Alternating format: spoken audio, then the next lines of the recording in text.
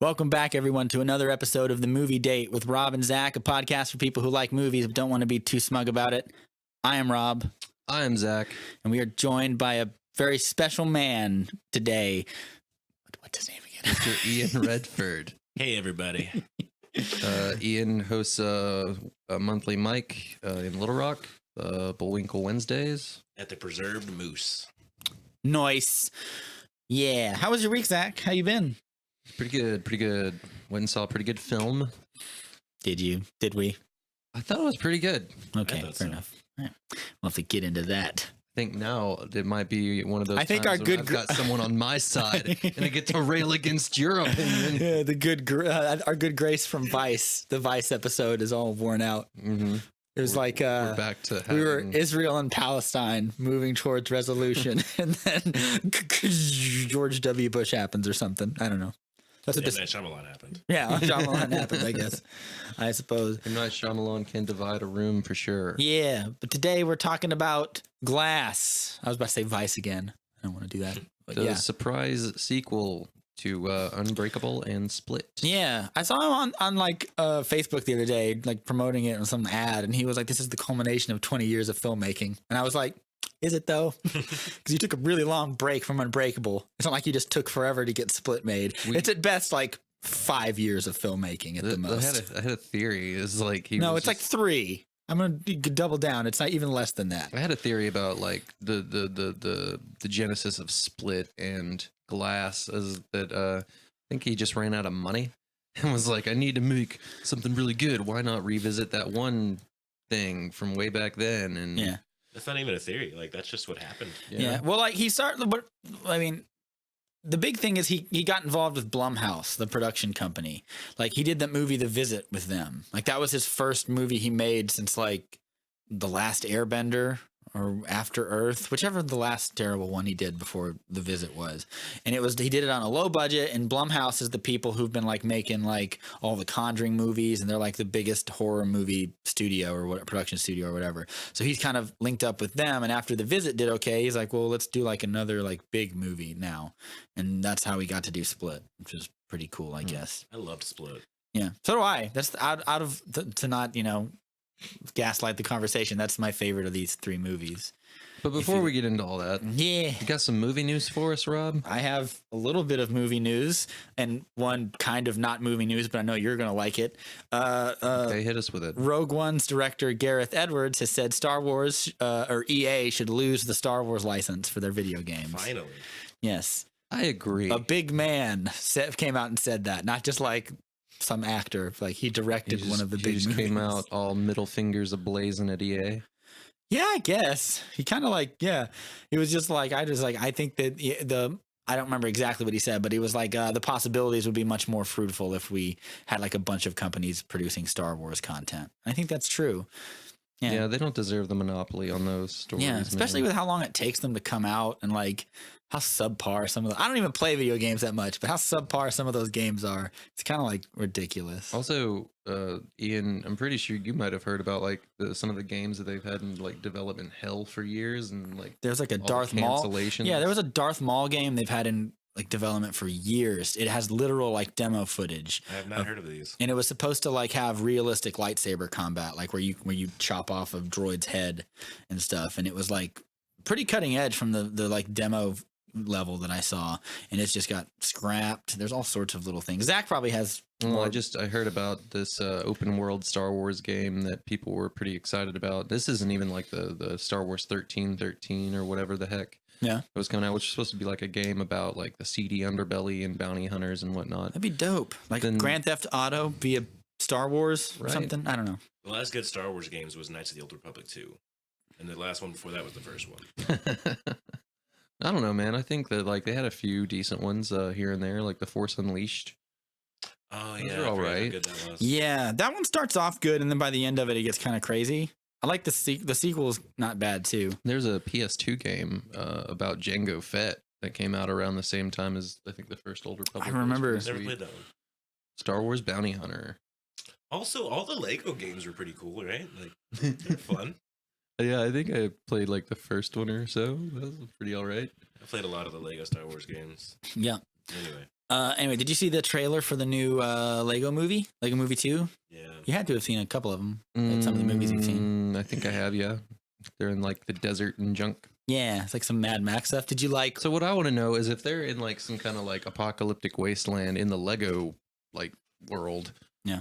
When you zoom out and look at it from the outside, where are they actually at? Like in a sandbox? Like what's Maybe. going on? Maybe there's an actual apocalypse in like Will Ferrell's house where the original one is technically set because it's just under Will Ferrell's house. Right. Yeah, that'd be pretty cool. Like if like everyone, they would never do that, but like Will Ferrell and his family are horribly murdered.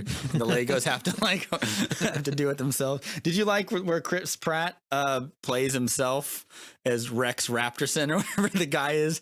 Like, Really? he's in the trailer where like Emmett or whatever, Chris Pratt's normal character meets like, I can't remember his stupid name, but it's like Rex Tylerson or whatever, like Raptor Changer, Starfighter, and like he plays his characters from Guardians, the Jurassic World movies, and like some other thing or whatever. So Literally has like Raptor Trainer is in one of them, and it was pretty funny, and I thought it was pretty good.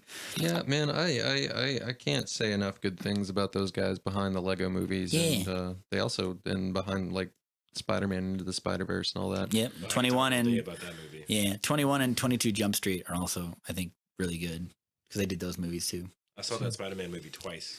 Yeah, Yeah. Yeah. I saw it once. It's pretty good.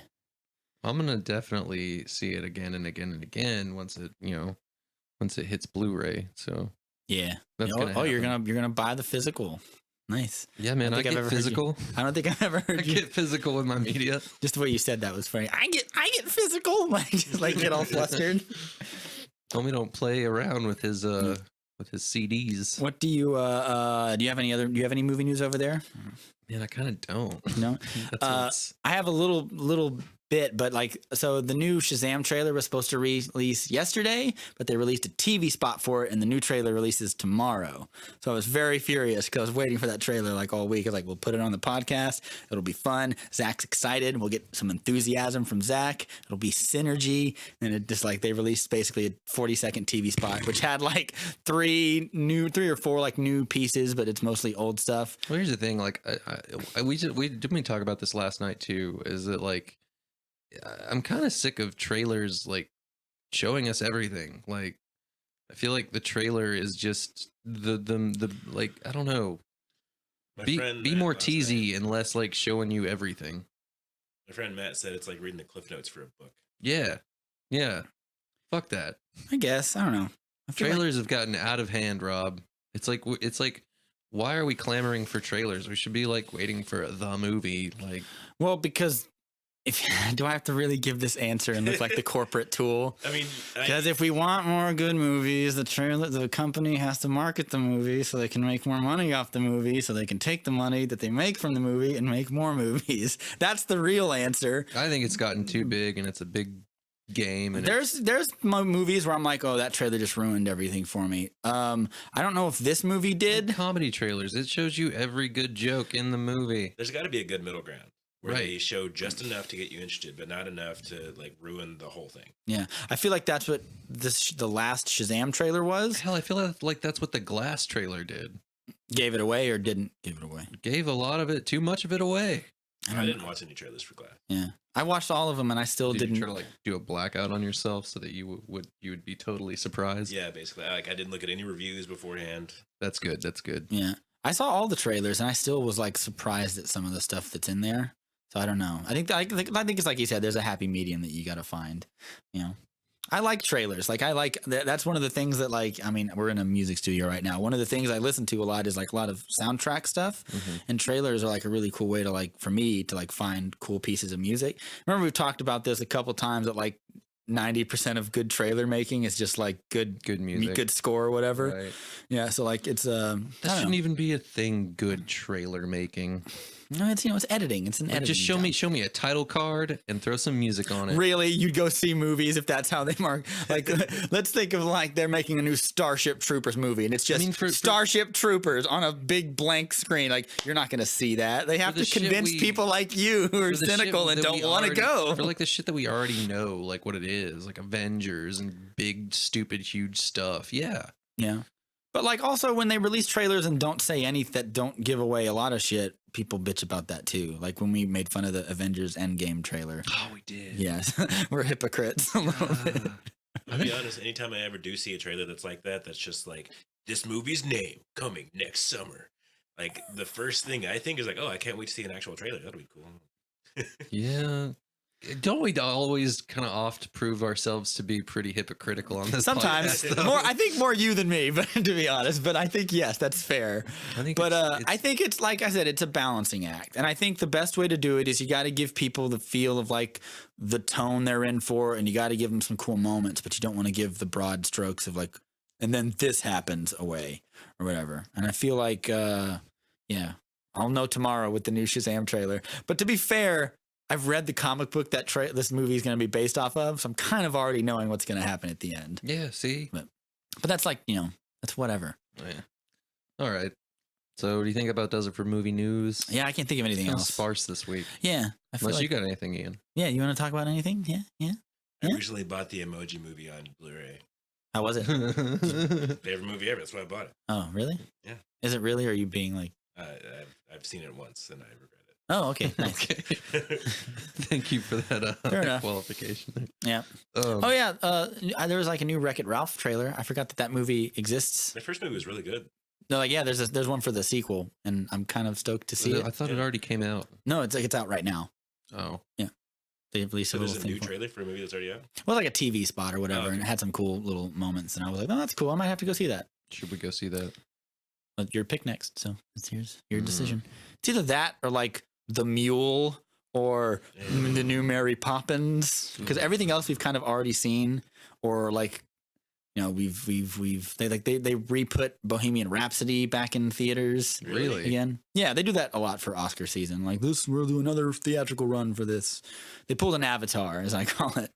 That's why Avatar made so Dude, much that- money, because they that never let that movie was in leave. the theaters for, Forever. like, 7 months. Yes. It was dumb. Yeah. By the way, I know I could totally go back and listen to y'all's last episode to get the answer to the question I'm about to ask, but did y'all like Vice?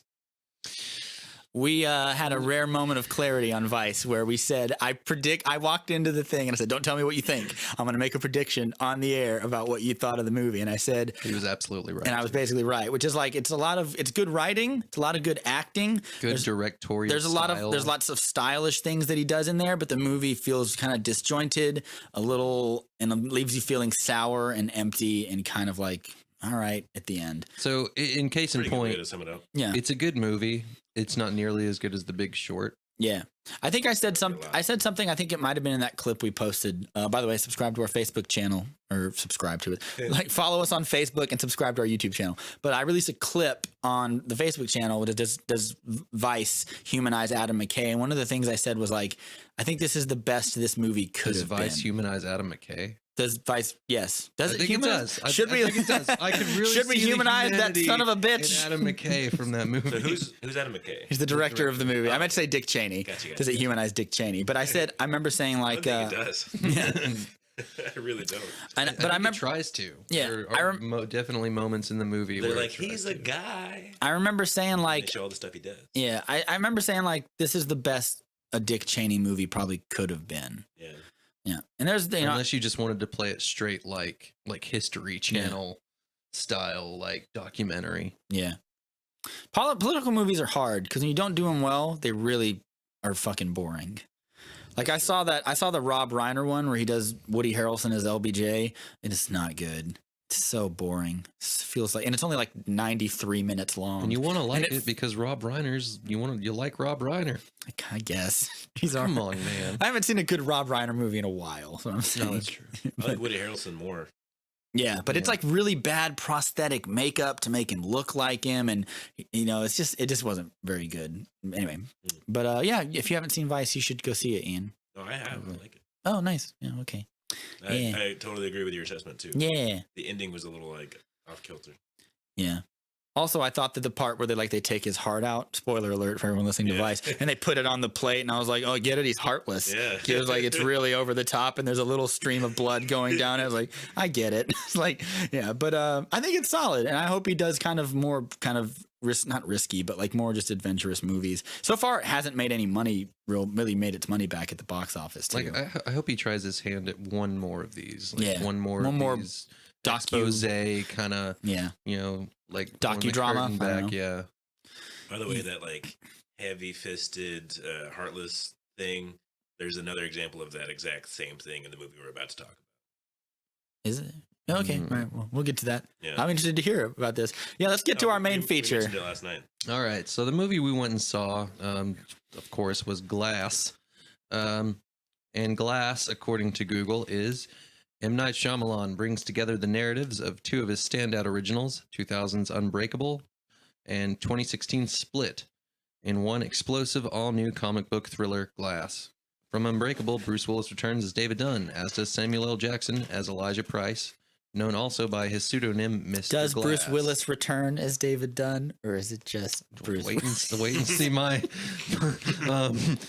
Joining from Split are James McAvoy reprising his role as Kevin Wendell Crumb. Great. And the multiple identities who reside within him, and Anya Taylor-Joy as Casey Cook, She's fine. the only captive to survive an encounter with the Beast.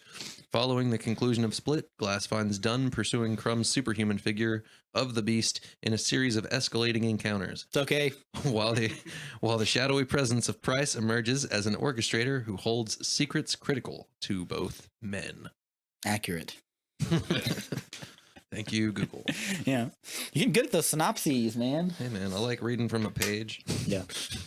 So let's start with you, because I think your expectations, like when the He's first pointing at me. Yeah, I'm pointing at Zach for everyone who did this is audio only. Because your expectations, I remember the first trailer you saw, you were pumped, and then it kind of stoked. maybe like petered out a little bit for you. All right, so when I first heard that they were even doing the movie, which I guess was like after I watched Split, I was like fucking stoked. Which happened quick, by the way. Right. Split, like this movie, the turnaround for this movie was real quick because it was like almost as soon as Split was out of theaters, he had his script done. He was like, "We're moving on." I think the I next. heard it. It's Honestly. because Split did so well. Yeah, Split's a great movie. We said that earlier. But yeah, I was stoked, and then like as it kept going, and as I saw more different trailers for it and stuff, I would Meaning two. You saw one more trailer and you were like, one more "Nope." trailer. No, it wasn't like nope, but I was like uneasy. But you I weren't was like dope, I which was- is what my thing is. I wasn't like dope. I was just like, oh god, I hope it's good. I really hope. I want it to be really good. Is Dope or Nope the name of your next segment? Yes. I think you just birthed a We birthed new the segment. That's segment going to be of our podcast. That's going to be our Dope spoiler. or nope. That'll be the spoiler moment. I might make a theme song for it. Dope or nope. Ian, what were you expecting going into this movie? I don't know, man. Unbreakable was really good, but I honestly haven't seen that since I was a kid. Me But I neither. liked it. Split was amazing, and I was really excited about the third one when I heard about it. And then I just kind of forgot about it until my friend recently was like, "Yo, let's go see Glass." I was like, "Oh shit, yeah, that's a thing." So I didn't look up anything about it and just went in to enjoy a fun movie, and I enjoyed it. I don't know. Nice. Fair enough. I really like Split. I'm sort of like middling on Unbreakable. I like it, but I haven't seen it in a while. And I bet if I popped it into the Blu-ray player or whatever now, I'd be like, oh, this does not hold up as well as I I thought. actually watched it the other night to prepare for this one. Yeah. And it holds up. It does? I Okay. mean, like, It's been a long time since I've seen it, like 4 or 5 years at least. I think it's got Willis's like best because I honestly I feel like after the Sixth His Sense, best performance since Die Hard 4. no, like Live Free or Die. I feel like Bruce Willis like has gone downhill as an actor ever since Looper. the Sixth Sense and Unbreakable. I feel like that was like his peak. Looper's pretty dope, dude. I mean, Looper's good, It's but I dope. still feel like it's like It's Ryan Johnson. at a certain point, like you have these certain big actors like Bruce Willis or whomever, and they're just like playing it the same way in every fucking movie. It's got evil Jeff Daniels in it. He cuts off And that. evil Jeff Daniels is great. Yeah, it's great. But what I'm saying is Bruce Willis is the weakest part of Looper. Yeah. Yeah, I guess he probably is. He And also I has would- like the least screen time of our major characters. And I would argue, and probably playing to his strengths, baby. I would also argue to say that Willis's performance in Glass is one of the weakest performances in the movie as well. I don't know. I'll say of the three like main characters in Glass, like the three big important guys, I thought they all did really well. Especially James McAvoy. Like, I think it goes. amazing. Yeah, I guess we're in what do we like, what do we don't right now. I think it goes like in tiers. I think it goes McAvoy up top because he is. Mm-hmm. Uh, Virtuoso. probably like and Jackson, Samuel and then Jackson. maybe like Bruce Willis at the bottom. I don't think it's Bruce Willis's fault that he's boring here. I think it's because the movie doesn't give him enough to do, and it doesn't make a big deal out of any of his arcs. And it's just kind of like this is what he's been doing. He's got to stop the bad guy. He doesn't really get a great arc like Jackson's Yeah, character. they or try to, McAvoy's but like character. when I walked out of this movie, I said it's too subtle for its own good, and that's an example of where like a heavier hand on Shyamalan would have made me like it more. Because they try to give him an arc where he beats down the spoiler when he beats down. There's a part where he knocks over a door. People, I don't know if that's ruined. I think it's in the breaks trailer. movie. Yeah, but that part to me was like that was supposed to be the arc, and I felt makes sense. mostly nothing when it happened. Oh, I thought that was such a cool moment. I thought it was like I thought it was fine, but like it doesn't rouse me, and I was like, yes, I believe in you, Willies. Look, man. We got Bruce Willis in here. That's exactly how I felt. So the impetus of this whole movie is that they're all in Psych ward, the psych ward, and you got this lady who is trying to who convince, is obviously evil. and she's trying to convince them that they're all full of it and that they're all delusional, yada yada. Which I question as a plot point. So when you see them doing the extraordinary things that they're known for, Yeah. you get like a big jump. Like you're like, yeah, it's gratifying. And so I'm with Ian on that. That I felt like, even though I didn't feel like, Dunn's Dunn got a big, great arc that was super effective. Yeah. Like that moment when he breaks the door down, like that's gratifying. I just don't think it was, it wasn't executed as well as I would have liked. So I guess is what I'll say. there were a couple things that I thought were maybe not sloppy, but maybe just like the tiniest bit lazy. Yeah. Like Spoiler free. oh yeah, No spoiler. Yeah. No, don't spoil it. I'm saying like we got to keep it spoiler Okay, well, free just for a little bit. Talk around it if you can. It's hard, I know. Well, I had two things in mind. One of them was for sure a spoiler, but the other one was just like the whole Talking to your mic. the whole orchestrating the situation that brought them all together. Like it just was all too convenient, Yeah. Oh, yeah. It was all just like they're in this room and then they fall out of that room and then suddenly all the people that are like the people who were like putting them in the psych ward were there like waiting for them to fall. Yeah. Like, why didn't you move on them sooner? Yeah. And then just like I don't know, it was just all just too Well, hang on. easy. That kind of makes sense that they waited or whatever. Like, they wanted, I guess, to see how much of a threat or danger they posed or something like that. Yeah, Well, but they knew what they posed. Like spoiler, they knew exactly what they were getting into. to some degree they have to know because the events of Split are mentioned deliberately, like him bending bars, he takes a shotgun to the chest. Like to some degree these people are dangerous, like except for maybe Samuel Jackson. Like Samuel Jackson is the only one I feel like you could concretely say doesn't have superpowers. He's just smart and pays attention really well, essentially. But like Bruce Willis and stuff, that's the part that I'm getting ahead of myself. But like I agree with what Ian said. Yeah, for the most part. Yeah, I mean, it is really And I also convenient. feel like M. Night Shyamalan squanders a moment to make future moments in the movie better. Like the part where Bruce Willis and James McAvoy's character meet for the first time in the movie. Like there's several opportunities where if he had handled that differently, it would make later parts of the movie better for me. And I'll get into that in spoilers, but I felt that was poorly handled. I think the movie starts off pretty solid and it ends pretty solid, and then there's this big chasm in the middle where I just want anything to happen that feels like it's for being set in a psych ward, it's not unsettling enough. There's not like a lot of tension is what's going to happen really for me. The parts where she cross-examines all of them is probably the most entertaining, especially with James McAvoy, because she kind of grills some of his personalities and they each respond differently. I was hoping Shyamalan would do more of that. Like where she would play on the insecurities of these personalities and turn them all against each other. But she kind of does. She does it to one, kind of. Well, she makes them all, No, she makes one of them kind of like doubt. She made because in the movie there's sort of doubting because her purpose is to get all these people to doubt whether or not they are superheroes. Right. She only does that. There's like over 50 personalities or whatever in James McAvoy. 28. 28, whatever. Son of a bitch. But I feel like that could have been hammered. This is an example of like he's too subtle for his own good. He could have pushed that a little harder to where what's the name of the Miss Doubtfire one? The Englishy one. Oh, Patricia? Yeah. She could have made her doubt because she's kind of like the leader. she's the one who did doubt it. But what about like the other ones? Like a lot of the other ones don't doubt it. We meet other personalities. Like one of them's a weird cowboy dude, and he's 100% on board with the beast and all that stuff. Like I feel like it's just not. Again, like I feel like he's too subtle for his own good, and I feel like pushing here's the things a thing. little further would do it better. I like a lot of that subtlety.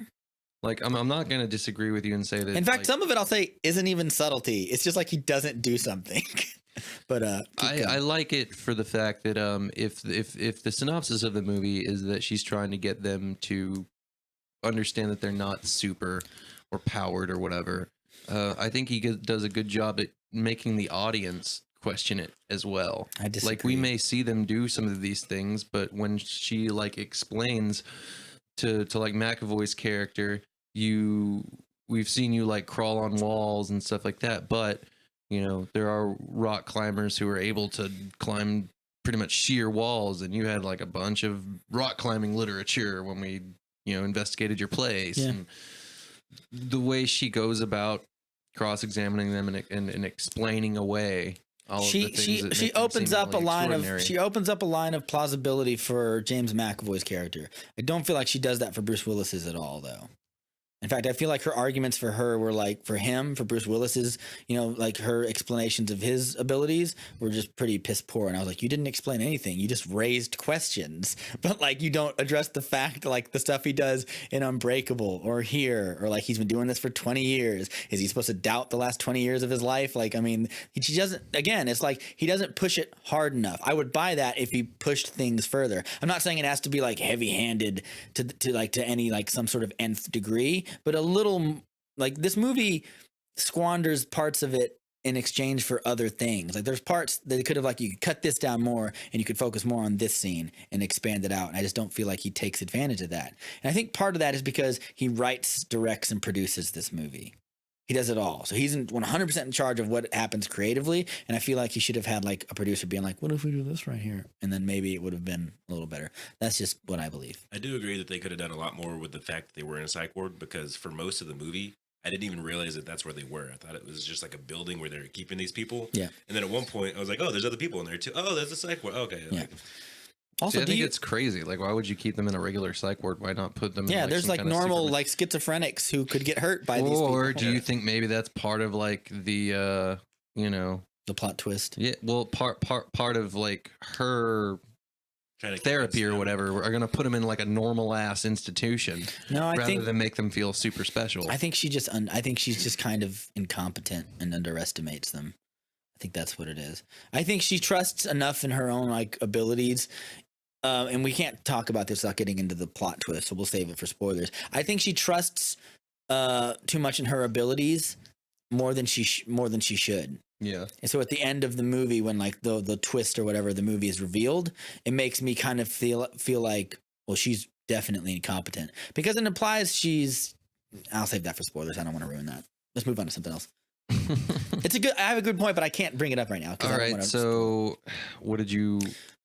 What did you think of like the score that happened in this movie? It brought back a lot of the same kind of music from Unbreakable.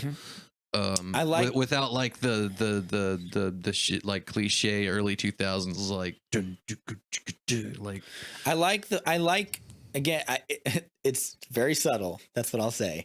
It's very subtle, and if what he had done visually was more inspiring, the score would have maybe be like, I like that even in moments where we're talking to the beast, there's this soothing, calm score under it, which almost gives you this nice sense of like euphoria or something. But then like he kind of undercuts it with other characters. But like, for example, there's the character arc with James McAvoy. I thought it was actually very well handled with him, and not so much in other parts of the movie. It's very minimalist. Like it's, M. Night Shyamalan has said in interviews he wants to do like movies with like no music sometimes. I could kind of get that impression. Yeah. I don't know. I liked it. I felt like it swelled at the proper times, and I was moved by it in the proper times. I mean, let me put it this way: if I listened to that score by itself, which I actually might do, no, it'd be boring. No, I was gonna say I might actually like it. Anyway, I can't say one thing or another about the score, and I guess you that never says bring up something the in score, itself. so it's so weird to me that you just did that. But go ahead. Like, Ian, I'm sorry. I think that says something in itself about the score, was that I just didn't notice it. Yeah. The purpose of a film score is to work for the movie. So sometimes if you don't notice it, that's a good thing. But also it could be it's really bland and boring and nobody cares. Like so, it depends on what it is. Here, there were parts where I was like, I like that score. That's pretty good. Like there's parts where I did that. So, anything you don't like, Zach? Because I think you've mostly talked about positives. Yeah, there are some things that I didn't like about it. And mostly I think that's just in like handling of the characters. Like, I have to control and look up her name. You have to do Yeah. some marketing.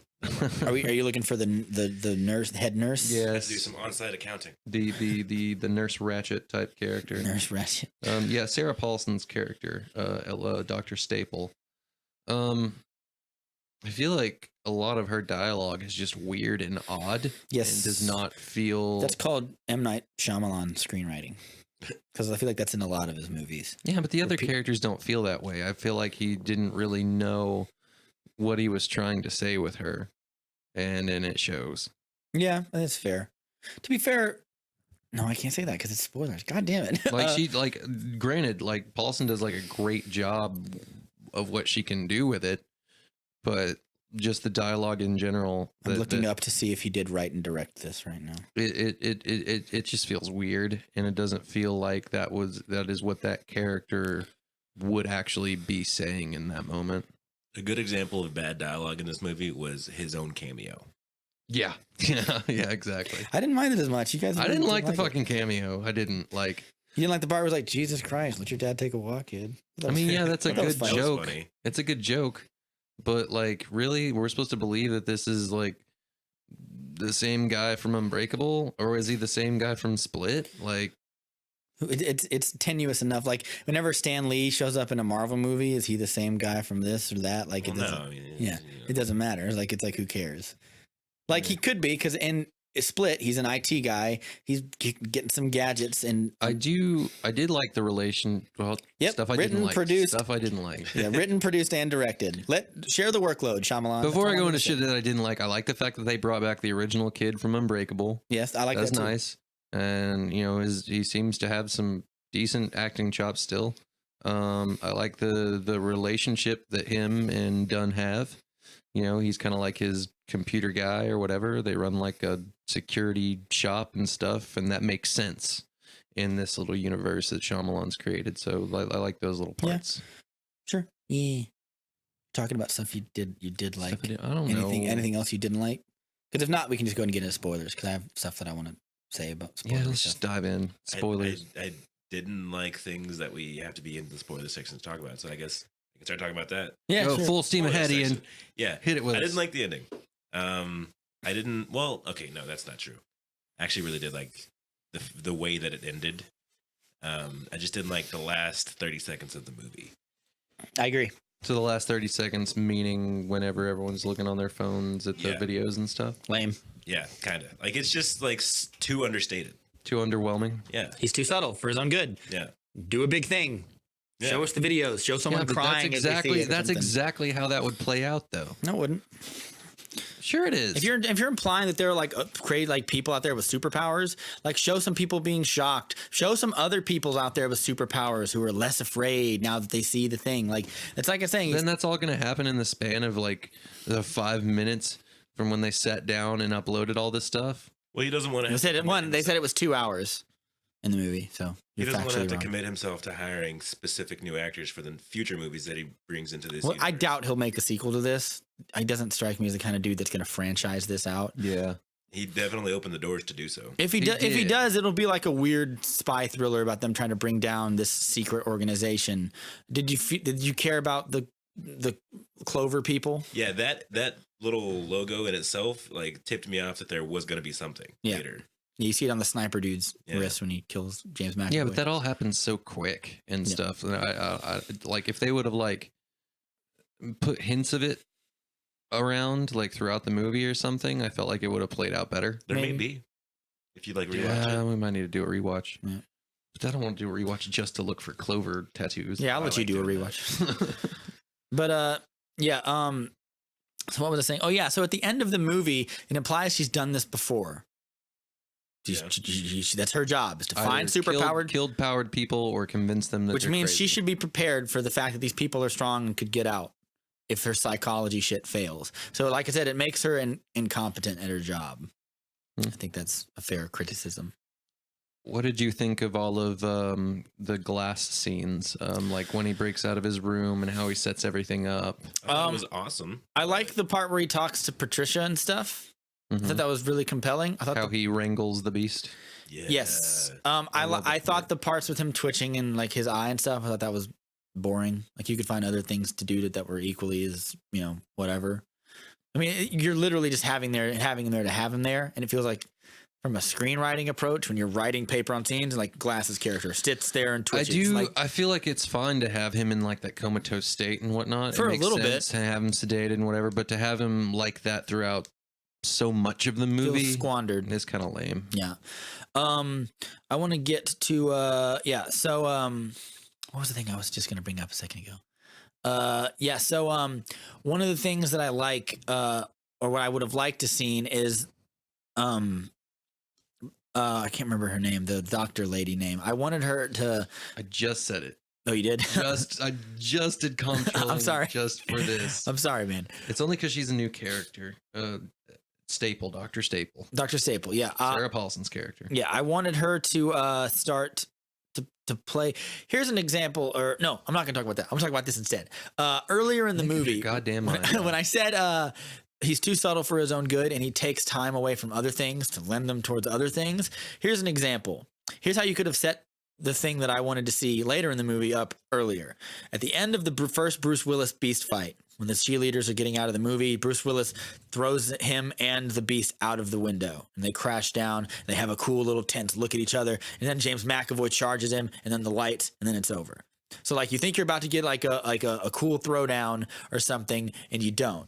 Here's why I think He's always like closing the bag on something that could have been yes. played out into a way bigger scale. But I kind of like that. Here's why I think I like that he subdues it like that. I think it's lazy. I think he's like, no, that's why I have to make my stunt supervisor take 3 weeks and shoot a fight scene. It's like, well, all right. Like, I just think it's like whatever. But here's what would have been great. The Beast loses to Bruce Willis. Psychological damage. The other personalities start to doubt, is the Beast a beast or is he just a man? And it plays into later when she starts attacking Patricia's character and saying, explaining like, oh, the shotgun shells were old, the bars are old, men can climb shit too. And then you turn the personalities in on each other. That would have been way better. But again, like, he's too subtle for his own good. Like, that's what I would have liked to seen. And usually I don't make arguments of like, the movie should have been this. I try to judge the movie for what it is. But that's an instance of where I think his instincts were wrong. Okay, Rob. Ian, what do you think about all this? I don't disagree with you. Yeah. I'm not even saying that it has to be I'm not even saying that it has to be like a big stylish, like modern superhero action like scene. I'm just saying like it could have been something more than them like kind And of shoving you each said other. something about this movie. What did you say? Like it's a superhero movie. It's a movie. It's technically a superhero movie, but with an emphasis on the movie part. It's like intended for people who could just take it or leave it when it comes to regular superhero movies. And when we live in an age of like Boring assholes, as we call them. I mean, more or less, like You see all of them, Zach. Don't ugh me. like and we live in a world where like Thor Ragnarok and shit is like blowing up the box office. And Thank you. That whole Justice, members of the podcast. Let him that go, Rob. whole like series of all of those movies are just like the shit right now, and I've seen one or two of them. I don't know.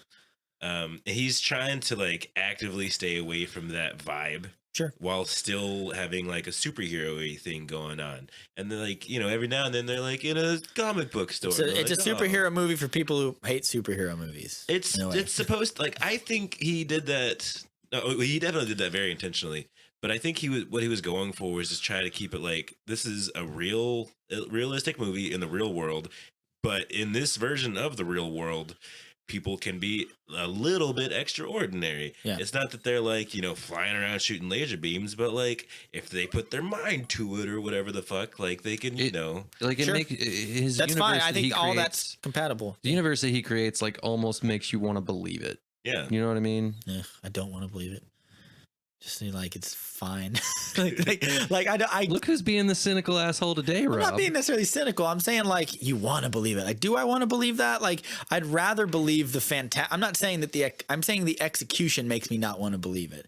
I'd rather believe in the fantastical universe. He's just more of a fan of like camp and all that. Hardly. Than he is like hardened, grounded Bullshit stuff. I've sat here and defended the dark, gritty superhero more than you have, I bet. But no, I think that I like that he keeps it grounded. You can keep something grounded and like be really effective. Like Daredevil, the Netflix show, does very good at that. Like, do they have superpowers? Kind of, but like it's very light stuff that you could believe or whatever that a normal person could maybe do. Yeah, so I like that. So if you like But then Daredevil, like what's the problem with this? it's not as good. Like, that's the problem. Like Daredevil gives you payoffs. Like it gives you like it builds up to like season 2 and 3 or whatever of Daredevil builds up to a fight with Bullseye. So they have the fight with Bullseye and there's no superpowers. It's just them fighting in an office. You can have that and still have it to be entertaining. But I feel like, again, he's too subtle for his own good. He's less interested with that. He's more interested with the emotional character stuff. And because he's more interested in the emotional character stuff, like the big physical arcs don't mean anything, or they don't mean as much as they could have. I want to be very clear. I don't hate this movie. I think it's okay. Like, I think it's I don't think it deserves. What does it have on Rotten Tomatoes right now? 30. it's like 30, yeah. It does not. 38. It doesn't fucking deserve a 38. It's better than that. No. At least give it the same score as you did Vice. God damn it! Like was mine? the 61, whole movie, it's like he's like slowly, just slowly, like just stroking Emphasis on you. the subtly and just slowly. stroking you just a little bit, like just getting you a little bit interested, and then like towards the end, he like starts stroking you a little bit more, giving you a little bit of serotonin with like, all right, these guys are actually super powerful, Yeah. and then everyone dies. Yeah. Like And like I'm okay with the slow burn. It's kind of a But- letdown. I'm okay with the slow burn, but the end has to be a burn. Yeah. You have to reach like a zenith. You have to have the confrontation and the Okay, fight so between. him, like throwing hold on, I gotta say this. and fucking like and having the fight against the van and But bullshit. That was the slightly more, stroke. They get beaten by. They get held down by 8 cops well, with that's the shields. point. They're not supposed to make it to the tower, man. I don't want to see them get to the tower. I just want the fight there to mean something. Like his name is the Beast, and he's raging and eating people and stuff. Like the part where like all the cool. Here's a perfect example of what I'm talking about. There's a part in the movie they're going through the basement. Patricia is carrying the Beast on his little, or is carrying Samuel L. Jackson's character through this tunnel. And these 3 guards show up and go, "Hey, what are you Yeah, doing you're here?" talking about the fight scene that let me fades. finish. You wanted to see more of the fight scene. Yes. Why? Instead of seeing Samuel L. Jackson slowly list forward, It's instead of seeing because it's sinister and it's focusing. It's on not the sinister, fucking- it's the fucking bullshit. title character, and you're like, oh shit, man, oh fuck. to focus yeah. on him to what end? Like there is nothing that happens with him. He just looks forward as he like. Here's the thing. That's an example of like if he was just a little smarter, but how he executed it, it would have been fine. You can show the fight, and as it's happening, just show him look back, and then cut back to the fight, and then let him get to his little control room where he sets up the video footage that goes out to everybody. You can be he doesn't work smart with the movie. That's my problem. Is like that would have been a better scene. Like in the trailer, that got me amped when he picks up that dude and throws him against the wall like hard as shit. And I was like, oh god, that dude's dead. But instead, it pulls its punches when it shouldn't. That's what I'm saying. He's too subtle for his own good. That's the biggest problem I have with it. And I would have liked to see. Some people like to be lightly stroked. To know real release. It's tense. edging the movie. Do you like superhero movies but hate all that awesome action and stuff? Watch this boring piece of shit. No, it's not a piece of shit. It's pretty solid. I think James McAvoy's character arc is the best one. When he dies, I really liked that, and I loved seeing all the different personalities. You don't like Mr. Glasses at all. Well, I think his is like the next one down, but I think his is like right at the end. Just because there was one versus Bruce Willis's character basically not having one. Yeah. Right. But I like the reason I like James McAvoy's is one, because he's still doing a In killer. fact, I would argue that his Dunn's son gets more of an arc than he does. Honestly. Yeah, I think that's true. Yeah. The reason I like James McAvoy the best is because, one, he's still acting his ass off as he does it, because he has to keep switching personalities and stuff. And I like that they're all afraid to die, and that was really interesting. And like Patricia's like, I never doubted. So even Patricia gets one. Kevin's okay with being in the light now. Like all that stuff was really great. That's like 5-star emotional heart stuff that I like. Mm-hmm.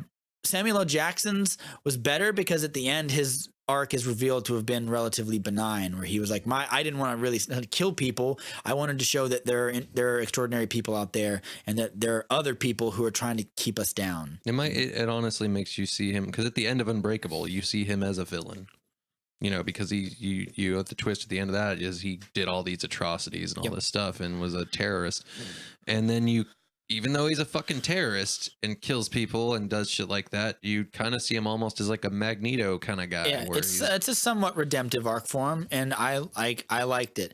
Bruce Willis's arc was like nothing. Like the arc was supposed to be, and he doesn't ever really. This is my problem with Bruce Willis's arc. I would believe it a lot more, or at all. I think his arc is much like his acting. non-existent, barely trying or whatever. He's in the room. Yeah. I feel like if they had done a better job of making me feel like he seriously doubts the last 20 years of his powers or whatever, I would have believed oh my God, the water, it's too much for me to get out of. Or I would have believed the hard time he has like knocking over the door or whatever. But I don't, because they barely, the most she pushes back on his powers, like when he says you're talking, that he has just exceptional deductive reasoning. yes, and that's it, and the rest of it he makes up in his mind. But when he says like you're creating a chain of thoughts that never happened, and I'm like, yes she is. And like they don't talk about like fact like that he's like there's to the degree that like she knows about him, and part of it is she's lying because she's bullshitting around all these other people because she knows he's superhuman. She's trying to convince everyone else around her that he's not. But because of that, maybe that's the point, is she can't really prove it because it's so obvious or something. Perhaps. But no, I wanted him to really, like, he doesn't go through anything. I don't feel like he's different from the beginning of the movie than at the end of the movie. So it's not really a character arc. And when he even still like dies to his like perceived weakness, which which doesn't even matter because he's in the tub of water. He still super strengths his way out of it. So I didn't care for that. Although when he did die, I did feel something, and I was like, come on, Bruce, fight back, Bruce Willis. But like, I don't know. Yeah, that part didn't make any sense to me either. Like, okay, you escaped the water tank, and now you're just gonna let this guy hold your head in a puddle? What the fuck? Yeah, fuck that dude. Fight back, Bruce Willis. No, that didn't mean much to me, and it sucks because like I want to like his character. Just like it's not his fault. They don't give him enough to do. They don't give him enough to go through. That's my take on Bruce Willis's character. You said his son had a better arc. Talk about that. Yeah, his son has got all the emotion, and whenever Dr. Staples starts talking to his son and convincing his son that it's all a hoax, he's like not fucking having it. You know, he goes back, starts doing all this research, figures out who Crumb's dad is. I think that Dunn's son, like the ancillary characters, play a much bigger part than we. And are way more important and integral to this movie. I'll say that for two of them, the Anya Taylor-Joy and Bruce Willis' Glass's son. mom is just kind of there. Yeah, I had one small gripe about the ending of the movie, and it was just like the logistics of that whole big fight scene. Plus that whack Apple computer that Mr. Glass's mom has, the big fucking 2002 one or whatever. Anyway, go ahead. But I just thought it was a little unrealistic. Even though he was going for like an air of hyperrealism, like superheroes within a realistic world, but like they were outside of this psych ward, and dudes already killed like 4 or 5 guys. And first of all, why didn't the alarms go off like way sooner than they did? But then there were alarms. But then there were like cops, but there were like 2 cops, and then there were like Yeah, why, they're why stupid is there like a cops. fucking Yeah. squadron? yeah, like My favorite part is when the dude he takes off his jacket and he's all shredded, and the old guy goes like just looks away. They both look away. Yeah, it doesn't from this make any maniac, fucking and I'm like, sense. you're so stupid. I was like, yeah. Also, Hang on, what about the part where like Dunn's pushing backs against the SWAT guys and stuff? I hated that because I don't like the idea. That's like the parts of the And he like movie that- locks him in the. Dope. Yeah. But I don't like the part where they're like it's all in execution and like how much subtlety he puts into it. When the 4 SWAT dudes come out, like I would have liked the Beast to like just like throw him the way he throws that dude against the wall. That's what I wanted to see. yeah. Yeah. And same thing kind of for Bruce Willis. And I wanted Bruce Willis to have to fight the Beast while trying to get these sons of bitches into the thing and keep them alive. Yeah, that whole little sequence was just like they could have done a little bit more with the Beast specifically. Yeah.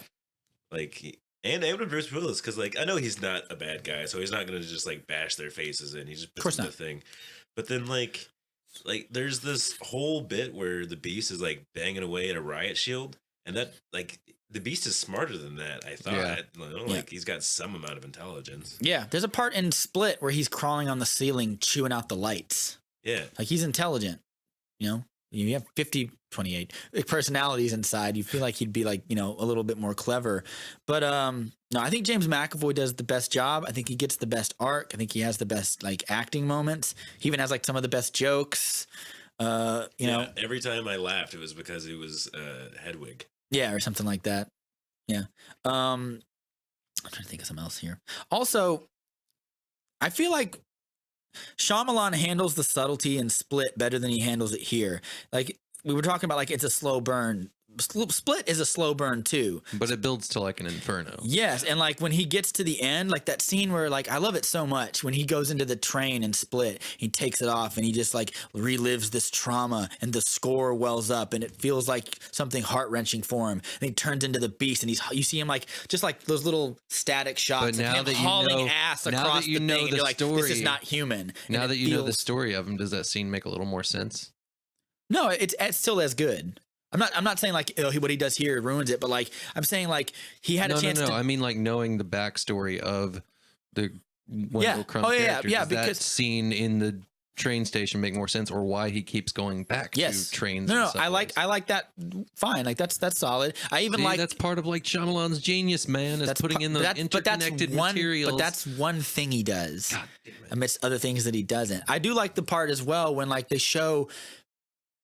They handle it the best with James McAvoy's character. Then it goes Samuel L. And then it goes Bruce Willis again, where they show the thing, their one memory that haunts them or whatever. And like Kevin's is his mom would burn him with that iron.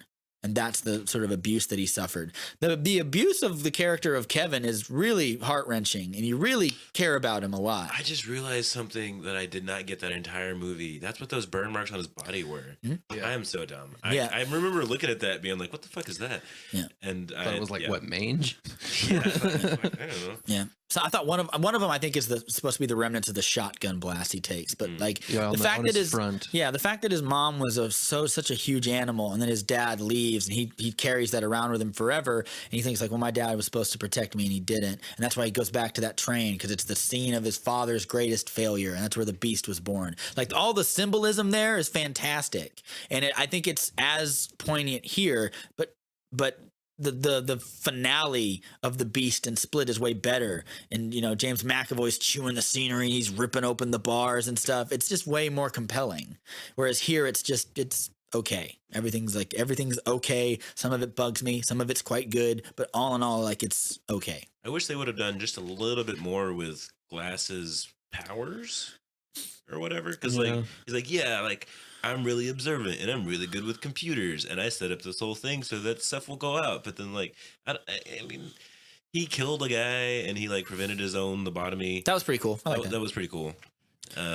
Is it a lobotomy? She says that won't change much It of who you are. insinuates that it's. I mean, tenuous. That part was also very muddy. Apparently, he takes the thing out of the machine, so it Makes doesn't it affect effective. him. But that wasn't spelled out clearly enough. I was like, "What is that little magnifying glass thing he's got?" And I was like, "Oh, it's part of the machine." So like, I felt that could have been hammered home. It's like a little harder, but yeah. Well, I don't think Shyamalan wants to hold anybody's fucking hand. But he's able to do that effectively in Split. So here's the thing: is like this movie suffers from like my raised expectations because I know what he can do when he's on fire as a filmmaker. When he's really firing on all cylinders, he can make stuff that's really compelling. You know, but when he gets like so far behind his own need to be this auteur, I feel like he fails, or it's just not as strong. So because I think around the table we all kind of agree could have been better. Yeah, it's my least favorite of the three. But was still pretty good though. Yeah, Still pretty good. Could have been better. All right. Also, What one are- last thing, I felt the violence. Is Split R-rated? Someone look that up for me. Zach, look it up. Look it up on the paper. Because I feel like this movie suffers from like PG-13 itis, Oh. kind of like Venom or something. That movie. Split was rated PG-13. Oh, really? Yep. It felt more intense. Shyamalan, was, like the part where- Shyamalan's not really a hard R kind of guy. Yeah, fair enough. Even The Sixth Sense was PG-13. Yeah. Well, there's like the part in Split where he's eating the teenager, and there's the part like where everything feels like Yeah, but heavier. there's not many F-bombs dropped, you like know. in Split, like they don't show a rape scene, but like there's implied Oh yeah. like nefarious shit going on, you know? Yeah. I guess yeah, that's fair. I thought it was R-rated. Maybe that's just how much I liked it. So Shyamalan's got a pretty expansive catalog of films under his belt at this point. What are some of y'all's favorite films by Shyamalan? I like Signs. Yeah, I like Signs a lot. Like Signs? Even though it's like the end is like kind of, you know, like wacky. no, it's the ending. The ending is ironically very heavy-handed with like he finds God again, and like God sends a message to his dead wife to tell his brother to swing away, and like it's like that's a little over the top for me. But all in all, I really like it. I like the way he builds tension. I don't like that they're killed by water, but whatever. I think it's a sturdy movie. It worked for the sure. plot.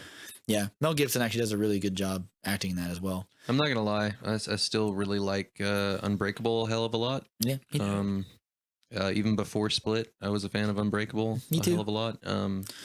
You know, I'm really like The Sixth Sense still. yeah. I'll take a little bit of flack. Like I still like I kind of guilty pleasure like The Village. Same. Yeah, I feel like I the have a confession to make. Yeah. Never saw The Sixth Sense.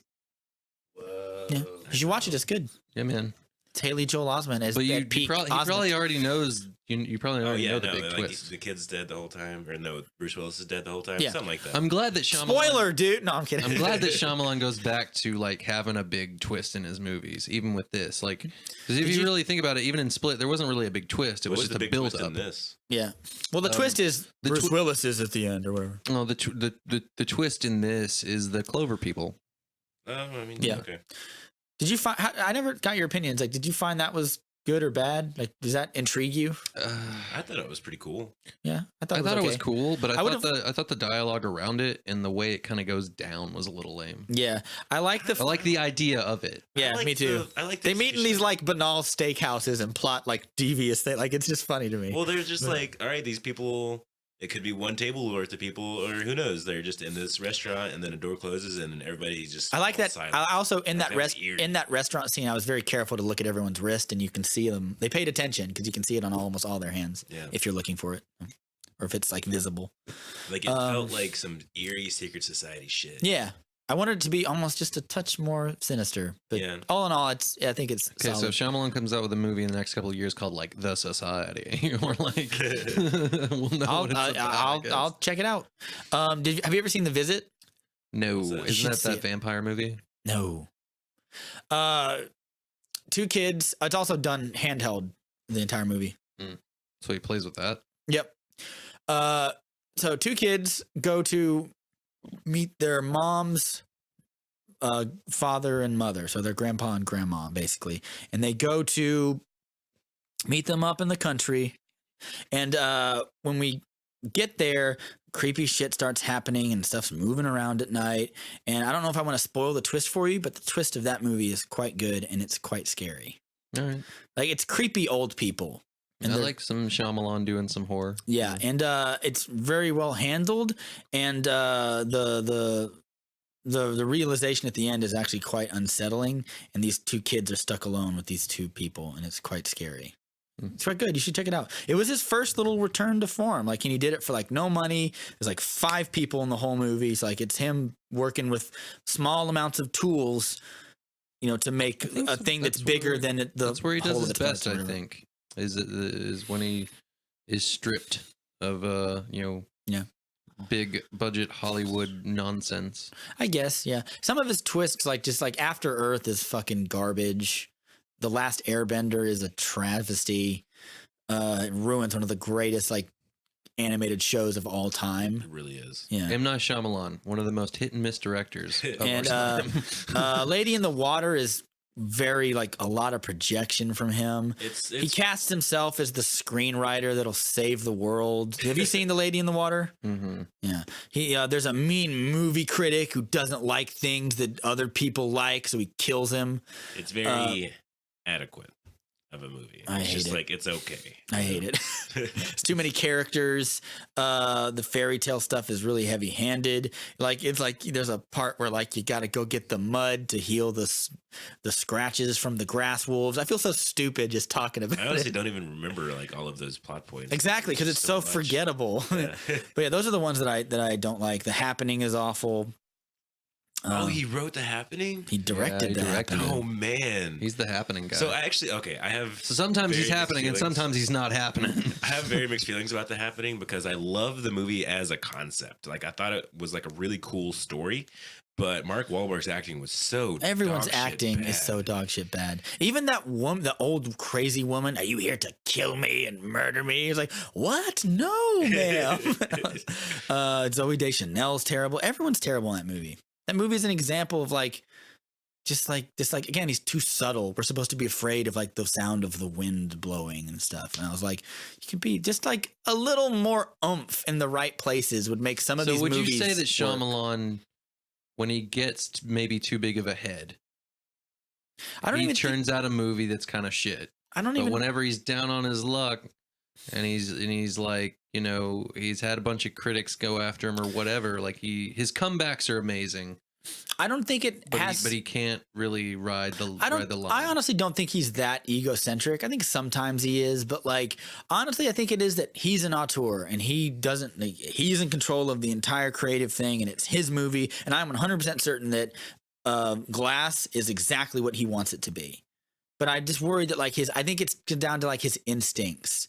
Like sometimes he thinks he's bucking Hollywood norms, but sometimes things are Hollywood norms because they're good storytelling. And sometimes they're bad Hollywood norms because they're Fair enough. cliches. So I feel like, his instincts sometimes lead him in the wrong way. But like it's one of those things like when he hits, he usually crushes it.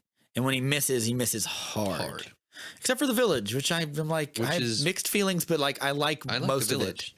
Yeah. Of all of his movies that I've seen, my favorite one's probably Split. Yeah, I'd agree with that. I would. You know what? I would implore you to go watch The Sixth Sense because that's. Oh yeah, he hasn't seen that. That's fair. That's pretty fair. I would say, even though you haven't, I would say it probably is. I feel like emotionally, like I say on the podcast a lot, on a lot of episodes, the thing I like more in movies that make me like them is like heart. And Split has, for as dark a movie it is, has a lot of heart, especially when you realize where his trauma comes from. Yeah. And I thought that was really compelling. So. Or the Casey Cook character. Yes, absolutely. Tremendous amount of heart in that. Yeah. character. Yeah. And I feel like Split really hits at someone's humanity. It A lot does. of people who feel misunderstood. 1,000%. You empathize with like a murdering cannibal in the movie. That's how good. That's how good that movie is. So like, yeah, I don't have anything left to say.